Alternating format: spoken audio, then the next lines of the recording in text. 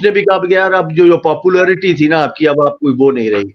तो अब जो है हम अगर दिन में आपके 20-25 स्लॉट आप हमारे चलाते ना, तो अब हमारे सिर्फ 5 स्लॉट चलाएं, हमारे ज्यादा ना चलाएं। और फिर बिल्कुल thanks to gadget and media, mobile वगैरह, उन सब में जब आपकी एक्सेस हो गई, यूट्यूब आ गया, आप नए से नया गाना बार बार अपनी पसंद से सुन रहे हैं, तो रेडियो की आहिस्ता आहिस्ता इसमें भी चीजें खत्म हुई। लेकिन स्टिल आई स्टिल बिलीव, मैं आज भी इस चीज पर यकीन रखता हूं कि अगर रेडियो रेडियो है तो वो this is the only live media, still a live media. Radio खत्म नहीं हो सकता हमारे जैसे मुल्क में जहां पर बिजली की तवील तातीलात हों, आपका टेलीविजन बंद है, आपका सोलर, कंप्यूटर, सॉरी, यूपीएस, सारी चीजें जब जवाब दे जाती है, तो फिर आपके पास एक ही ऑप्शन होता है, रेडियो सेट। दूसरी चीज, डिजास्टर्स। डिजास्टर्स में आज भी आपकी रीच बनाने वाला जो है वो सिर्फ एफएम रेडियो है, जो डिजास्टर्स में आपका साथ देता है, आपके साथ खड़ा होता है, कम्युनिकेट करता है, इन्फॉर्म करता है, एक रब्त बना के रखता है। तीसरी चीज, हमारे जैसे मुल्क में लिटरेसी रेट, अगर आप लिटरेट नहीं है, किताबें और अखबारें, ये मैगजीन्स, ये सब छपते रहें, लेकिन अगर आपके पास लिटरेसी रेट नहीं है, तो कम्युनिकेशन और एंटरटेनमेंट इंफॉर्मेशन का again you have the only one medium, this is radio. तो अब रेडियो को अपने उरूज पे वापस लाने के लिए अगेन ब्रॉडकास्टर्स को सोचना पड़ेगा, और सबसे पहले ओनर्स को सोचना पड़ेगा कि अगर उनको अपनी इस बिजनेस को, अपने इस मीडियम को, इस इंडस्ट्री को फिर से फ्लरिश करना है, तो 3 काम करना पड़ेंगे। लोकल वॉइस वापस लाएं, अवाम को लोकल वॉइस दें, क्रिएटिव एंड इनोवेटिव आइडियाज पर काम करें, जिस तरह से दुबई में हो रहा है, जिस तरह से इंडिया में हो रहा है, जिस तरह यूके, यूएस, हमसे ज्यादा एडवांस ममालिक तो वही है ना, लेकिन आप बिल्कुल यूके और दुबई का रेडियो देखें, कितने रेडियो स्टेशन हैं, हद बेतहाशा। से ज्यादा, उंगलियों पे। बिल्कुल यस, बेतहाशा is the right word, Irfan, thank you very much. बेतहाशा इज द राइट वर्ड। जी अनलिमिटेड नंबर। दुबई जी की जी मार्केट क्या हमसे पीछे है क्या? दुबई हमसे बहुत आगे है। लेकिन दुबई का बंदा जब भी अपने ऑफिस से घर, घर से ऑफिस निकलता है, तो अपनी गाड़ी में रेडियो लगाता है, मेजॉरिटी। बिल्कुल अच्छा, बिल्कुल तीसरा हमारे पास ऐसे ही। क्या हुआ है, अनफॉर्चुनेटली, कि हमने रेडियो की जो एडमिनिस्ट्रेटिव एंड ऑपरेशन साइड पर जो लोग बिठाए हुए हैं, जो प्रोग्रामिंग देखते हैं, वो वही वाला काम ना, जब आप एक तनख्वाह में 4 काम ले रहे हैं, तो आप स्किल्ड बंदे को साथ अपने रख ही नहीं रहे। आप ये देख रहे हैं कि मेरा स्टेशन मैनेजर जो है, या मेरा जो हेड ऑफ रेडियो है, वो कमर्शियल कितना ला रहा है। आप ये देख ही नहीं रहे कि वो प्रोग्राम कितने अच्छे कर रहा है, वो आवाजें कितनी अच्छी ढूंढ के ला रहा है, वो स्क्रिप्ट पे कितना ध्यान दे रहा है, वो म्यूजिक पे कितना ध्यान दे रहा है, वो उसका लिसनर्स की नब्ज पर हाथ है या नहीं है, ये तो आप देख ही नहीं रहे। आप देख रहे हैं कि वो 4-5 प्रोग्राम खुद भी कर रहा है, और 15,000 में मुझे 4-5 लोगों का काम करके दे रहा है। वंडरफुल, इसी को बिठा के रखो यार, खत्म बात। एक्चुअली अगर इस तरह जो ऑनर्स हैं इस तरह की मेंटेलिटी रखेंगे, तो एक ना एक दिन उनका हशर भी मेरे ख्याल में नोकिया जैसा हो जाएगा, जिस तरह। एक छोटी सी बात आपकी इजाजत से, कि इसको हम अपनी गुफ्तगू में कहीं ये तासुर ना बन पाया हो, जैसे कि आपका फोकस तो है वो करियर की तरफ है ना, तो जी सिर्फ कैरियर, और वो लोग जो प्रोफेशनली तौर पर रेडियो करना चाहते हैं, उनसे सिर्फ एक गुजारिश करके मैं आपके जो मुझे आपने जिम्मेदारी दी है उससे करवाता हूँ कि जी जी being a professional, don't offer your service against peanuts. अगर आप प्रोफेशनल हैं, तो अपने आप को मार्केट करना, अपने आप को as a brand, as a product perceive करें, और अपने आप को सेल करने निकलें, अपना आइडिया लेकर निकलें। आप मार्केट एग्री में आए और मार्केट को कन्विंस करें, मार्केट को बताएं कि रेडियो वो मीडियम है कि जिसने वक्त के साथ साथ अपने आप को, अपनी हैयत को तब्दील किया है। रेडियो अपनी उसी एक तरह की सूरत में अब तक नहीं है। यही रेडियो की कामयाबी है कि रेडियो ने हर टेक्नोलॉजिकल जो इनोवेशन आई उसको एडेप्ट किया, और उस एडेप्टेबिलिटी की वजह से आज रेडियो एआई के साथ भी जुड़ा हुआ है, आर्टिफिशियल इंटेलिजेंस का पार्ट बन चुका है। रेडियो इज बिल्कुल not from this all technical innovations and activities. So do focus, अपना अगर प्रोफ़ेशन अपने रेडियो और ब्रॉडकास्टिंग की तरफ रखना है, तो please come up with the professional mindset.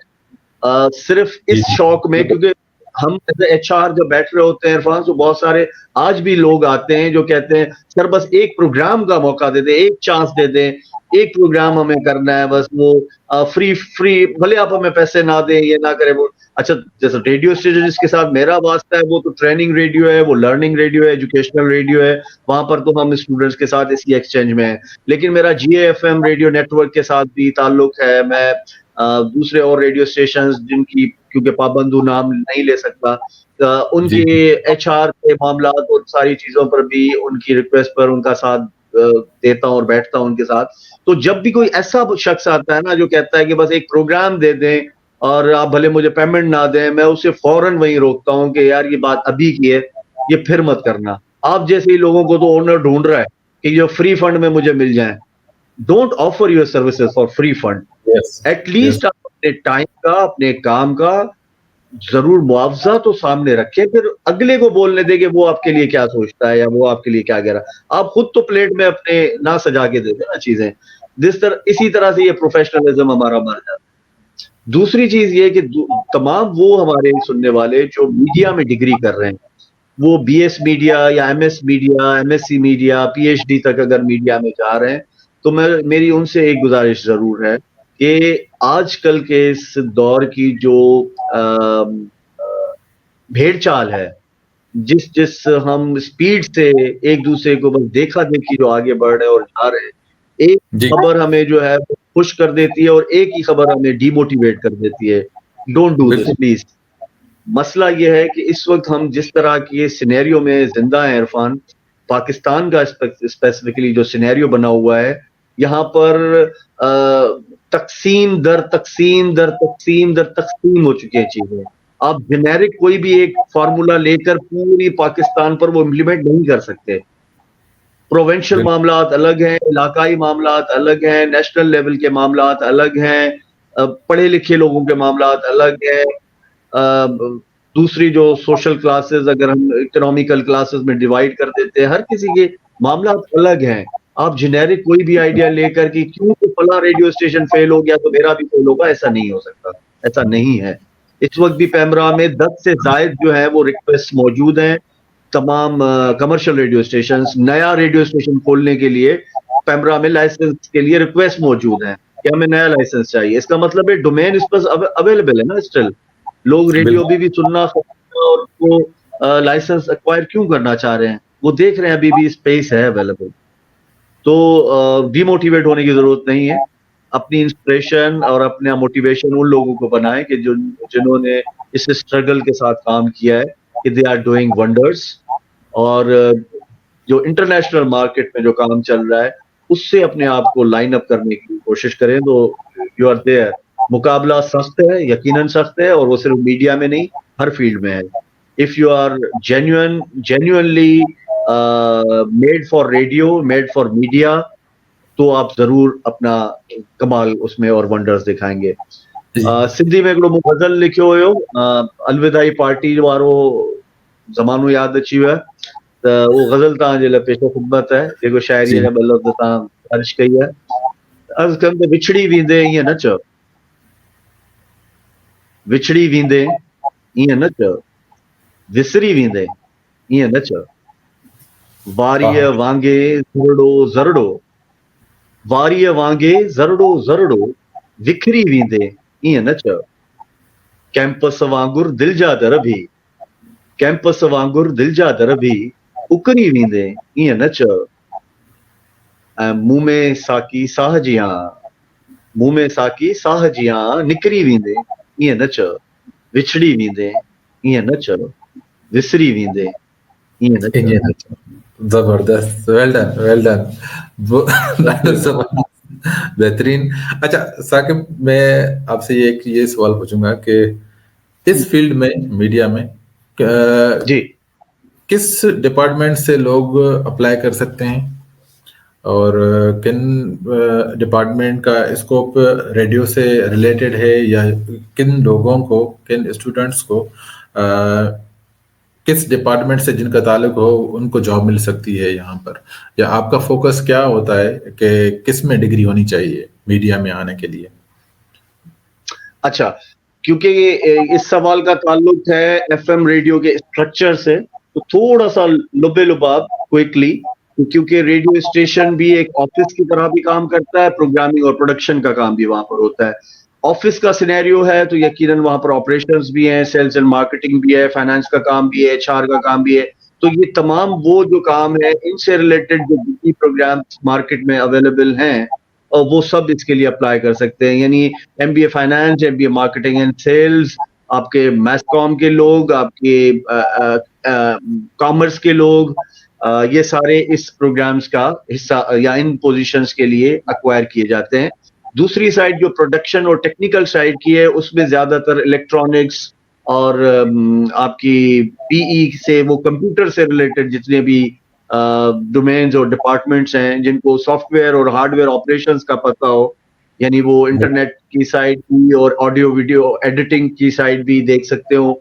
दूसरा ये साइड, और तीसरा सबसे ज्यादा जो प्रोग्रामिंग साइड पर जो कंटेंट की टीम है, वो ज्यादातर मीडिया साइंसेस के लोगों पर एक्वायर करती है। लेकिन यहाँ पर डिपेंड कर रहा होता है अगेन कि if you need people from the domain of linguistics, यानी फॉर एग्जांपल मैं अगर चाहता हूँ लिटरेचर, लैंग्वेज और एडिटोरियल्स और इन चीजों पर, एडिटिंग साइड पर उर्दू अगर मेरी ट्रांसमिशन है या उर्दू मेरा चैनल है, तो ज्यादातर मैं इस तरफ भी देखूंगा कि ऐसा बंदा जिसकी उर्दू पर गिरफ्त अच्छी हो। अगर सिंधी प्रोग्रामिंग और सिंधी की तरफ हूँ तो मैं चाहूंगा कि ऐसा बंदा हो जिसकी सिंधी इसी तरह से तमाम और लैंग्वेजेस पाकिस्तान भर में प्रोग्राम्स हो रहे हैं और ट्रांसमिशन चलाई जा रही हैं। तो लेकिन ज्यादातर आप अगर इस तरह की जॉब्स हंट करने के लिए अखबार में इश्ताहारात और ये देखेंगे, तो कहा यह जाता है कि we need graduates preferably in media sciences. ज्यादातर जो आपकी एडवर्टाइजमेंट्स आती हैं वो इस तरह से आती हैं। फिर दूसरा पोर्शन आता है प्रेफरेबली, या preference will be given to 2 to 3 year experienced broadcasters, या रेडियो की फील्ड में जिससे 2-3 साल का तजुर्बा किया हो। स्पेसिफिकली न्यूज साइड पर, अगर नॉर्मली एफएम रेडियो पे न्यूज सेक्शन जो है वो कम होते हैं, ज्यादातर वो किसी ना किसी बिल्कुल। टेलीविजन चैनल या किसी ना किसी अखबार के साथ जुड़े हुए हैं, तो वो अपना न्यूज डेस्क जो है बहुत सारे कम चैनल्स के पास है, कोई शाज़ो नादिर हैं। लेकिन अगर वो इस तरह से भी जुड़े हैं तो यकीनन उनके पास इस डेस्क को चलाने के लिए जर्नलिज्म बैकग्राउंड से, जर्नलिज्म फील्ड से रिलेटेड लोगों की यहाँ पर रिक्वायरमेंट होती है। तो मतलब मास कम्युनिकेशन, आईटी फील्ड से ताल्लुक होना चाहिए, इलेक्ट्रॉनिक्स से, और मास्टर्स किसी में भी वो कर सकते हैं, या डिप्लोमा किसी ने किया हुआ हो, तो मतलब ये सारी जो फील्ड्स हैं उसमें रिलेटेड जो है उनको जॉब मिल सकती है। चाहे वो जी सेल्स हाँ, में भी हो तो मार्केटिंग का बंदा भी आ सकता है। वही जुमला कि this is your entry point, this is your gate pass. असल में जो आपकी जो इंटरव्यू और बाकी चीजों में जो देखी जाएगी वो आपकी स्किल देखी जाएगी। दिस सही बात गेट पास है। For just for the purpose of short listing. लेकिन हम ज्यादातर ये भी चीजें देखते हैं, अब जैसे स्टूडेंट्स या कुछ कैंडिडेट्स ऐसे भी आते हैं, मुझे बड़ी हैरत होती है आपके इस प्लेटफॉर्म से, मैं उन सबसे हाथ बांध कर ये गुजारिश करूंगा कि किसी भी इंडस्ट्री में जाएं, किसी भी इंडस्ट्री में जाएं, किसी भी पोजीशन के लिए आप अप्लाई करें, काइंडली जिस पोजीशन या जिस इदारे में आप अप्लाई करने जा रहे हैं, कम से कम उसके बारे में तो पता करके जाएं कि वो रेडियो है या टेलीविजन है, या उसकी प्रोग्रामिंग कैसी होती है, उसकी वेबसाइट बनी हुई है नहीं बनी हुई, वो कितने घंटे ट्रांसमिशन चलाता है, जो उसकी बेसिक नॉलेज है वो तो आप लेकर जाएं। फॉर एग्जांपल आप आईटी फील्ड में मेरे रेडियो पर काम करने के लिए आए हैं इरफान, और मैं आपसे पूछूं कि आपने मेरे इदारे की वेबसाइट देखी है, और आपने कहा नहीं मैंने तो नहीं देखी, तो मैं तो वहीं डिसहार्ट और डिमोटिवेट हो जाऊंगा, डिसअपॉइंट हो जाऊंगा। यार जिस बंदे ने मेरी एफएम रेडियो की वेबसाइट तक नहीं देखी और वो मेरी आईटी फील्ड का हिस्सा बनने आया, मैं इसको क्यों मार्जिन दूं? यानी you are not serious enough, आपने कोई कमिटमेंट शो ही नहीं कर रहे अपनी। यही चीज तैयारी तो चीज है चाहिए कि कि आप, हाँ मैंने आपकी वेबसाइट देखी है और आपकी वेबसाइट में ये चीजें अच्छी हैं, and I would recommend you कि आप अपनी वेबसाइट का थीम कलर यूं कर दें। आप अपनी वेबसाइट पे बहुत सारी चीजें हैं जो अपडेटेड नहीं है, उनको काइंडली अपडेट करना शुरू कर दें। से समथिंग बताएं खुल के अपना होमवर्क बताएँ कि आपने मेरे इदारे के में आने से पहले होमवर्क क्या किया है? एक्चुअली क्या है कि आने से पहले थोड़ा-सा होमवर्क होना ज़रूरी है क्योंकि आप मोटिवेट करें। एक क्वेश्चन है यस, कि हम आपको हायर क्यों करें? ठीक यस, है? उस क्वेश्चन के लिए तैयारी करें। मैं ये चाहता हूँ कि यस, वो आपसे यही सवाल पूछेगा कि हम आपको क्यों रखें? तो आप उसको बता क्यों दें रखें? कि मैं आपके लिए बहुत इम्पोर्टेंट हूँ, मैं ये कर सकता हूँ और मैंने आपकी वेबसाइट भी पढ़ी है, मैंने ये भी किया है, वो भी किया है, आई एम इंटरेस्टेड। ठीक है? यस, वहाँ से जो इंटरव्यूअर है, वो उसको लगेगा कि जी, ये सीरियसली जॉब करना चाहता है, ना कि ये सिर्फ़ एंट्री मारना चाहता है और फिर कुछ टाइम के बाद वो भाग जाएगा। Exactly, exactly. अच्छा देखिए, कुछ टाइम के लिए भाग जाना भी एम्प्लॉयर को पहले से पता होता है, क्योंकि दिस इज़ जी। Part of life. अगर आपको अच्छी अपॉर्च्युनिटी मिलेगी, आप ऑब्वियसली मूव ऑन करेंगे। ये कोई निकाह तो है नहीं कि जो चलाना है ज़रूरी है, हैं? यहाँ पर मुझे ऑब्वियसली बात जब आप याद आती है कि मैं एफएम मैंने छोड़ने का पूरा प्लान बना लिया था। तो मैंने क्या किया ओके, कि मैंने कहा कि मुझे 10 दिन की छुट्टी चाहिए। मुझे दोस्त ने कहा कि आप कराची चले जाएँ, कराची में फलाना कंपनी में जॉब है। तो मैंने कहा यार जॉब मुझे मिलेगी पता नहीं अच्छा मैं आई वाज़ टोटली कन्फ्यूज़्ड ठीक है? हुँ। तो मैं वहाँ पर गया तो उन्होंने मुझसे पूछा कि आपको हम क्यों रखें? तो मैंने कहा कि इस वजह से कि मुझे नौकरी की ज़रूरत है। तो वो हँस पड़ा। तो यस। उसने कहा कि अच्छा आप सैलरी कितनी लेंगे? मैंने कहा सैलरी का कोई इश्यू नहीं है, मैं बाबा से ले लूँगा। तो वो अगेन ही वाज़ शॉक्ड। अच्छा, अच्छा। तो उन्होंने कहा कि फिर आए क्यों हो? तो मैंने उनको हाँ, कहा कि एक्चुअली मैं आपकी कंपनी में ज़्यादा टाइम स्टे नहीं करूँगा क्योंकि मेरा जो मकसद है वो बाहर जाना है। ठीक है? सही। और मेरे ख्याल में मैं सऊदी अरबिया चला जाऊँगा, तो उसने अच्छा मेरे मुँह से ये निकल गया। तब हुँ। लिटरली बिलीव करें कि मुझे ये पता नहीं था कि वाक़ई में चला जाऊँगा।